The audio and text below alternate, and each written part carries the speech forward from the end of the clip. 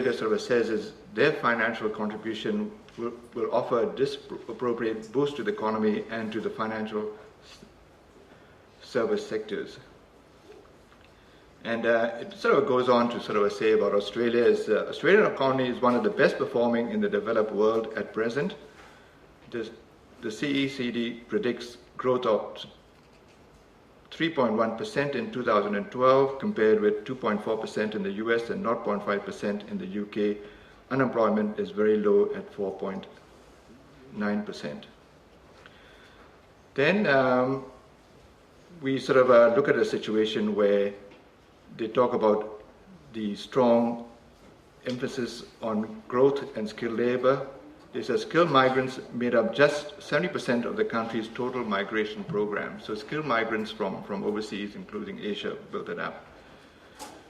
Then last year, if you look at the situation here, is we have the Gillard government launching what they call the white paper, the Australian government's white paper on Australia in the Asian century.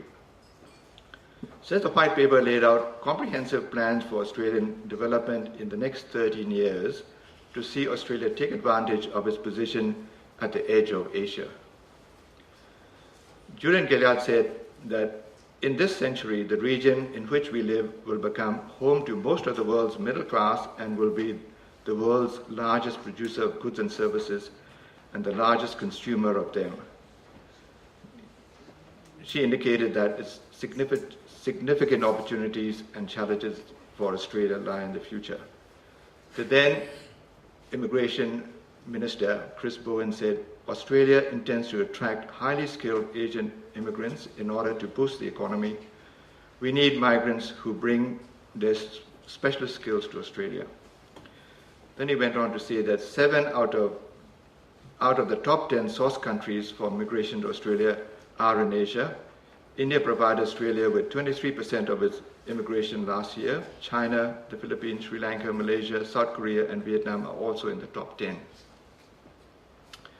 Then he went on to say that nearly a quarter of first-generation Australians were born in an Asian country, and there are 1.5 million Australian citizens who are fluent in the Asian language, such as Cantonese, Vietnamese, Hindi, Punjabi, Indonesian, Korean, Talong, and Japanese. He says that Australia is uniquely placed to strengthen ties with Asian nations. So basically what he's saying is they want Australia to take advantage of the opportunities that the Asian countries can give Australia, and by doing so he was talking about boosting the tourism from these countries. But he was silent in talking about any family migration. That's what most of these Asian people in Australia want, family migration to come in there. So the government doesn't seem to understand that.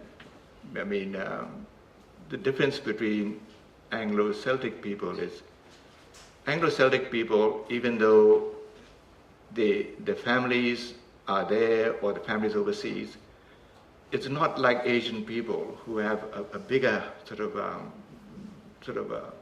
not demand, a bigger need for their families to be with them. They're family orientated. And without the Asian migrants in Australia be giving them their chance to come in, then there's going to be a backlash. So what has happened here is the Asian communities in Australia have always voted Labor because Labor is for social issues, and because there's a lot of Asian people who are not millionaires, who are not rich, who just are basic people. They've always supported the Labor government. But in the last 2 elections, they decided not to vote for Labor because they said, wasn't it for us voting for you because you're not looking after us. So basically the situation, what happens in Australia here is we've got a large Asian community. Australia is sort of slowly turning Asian in the sense that Asian food is part of the Australian regular cuisine. A lot of families, non-Asian, sort of have Asian food at home. It's part of their diet. And a lot of them sort of visit Asian countries for holidays and business, and whatever.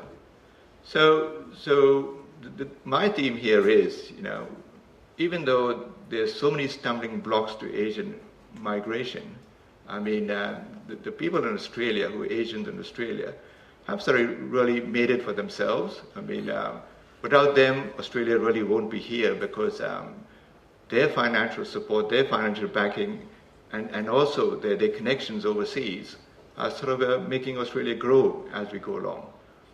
If you look at sort of situations here, there's a lot of Asian shops, and to stock those Asian shops, produce has to be sent from overseas. And maybe like any other country, I mean, most of the products produced in Australia, or most of the goods sold in Australia, is always got the sign made in China. So we can't get away from that, So basically, Australia's come a long way. We're getting there, but it needs more encouragement. Thank you very much. I read all the bios, and all of you have very long and distinguished career. I don't have a prepared remark, but what I do have is a personal reflection.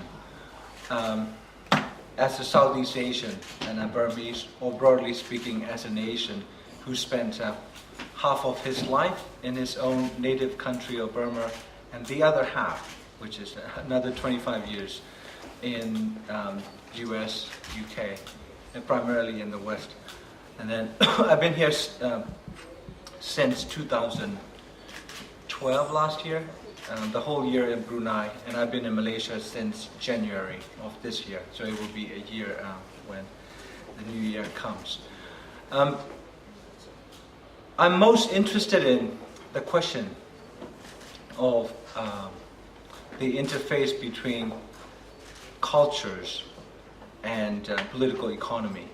And they, like when we say cultures, that people think how we dress, whether we are, we behave, we have table manners, we have developed literature, we have developed musical talents, arts and crafts. But I'm interested in the culture that directly corresponds to, perhaps, in rather less overt or obvious ways, to the issue of political power and the control over the economy. We cannot separate cultures from the political economy. And so that actually interest developed because when I went to US back in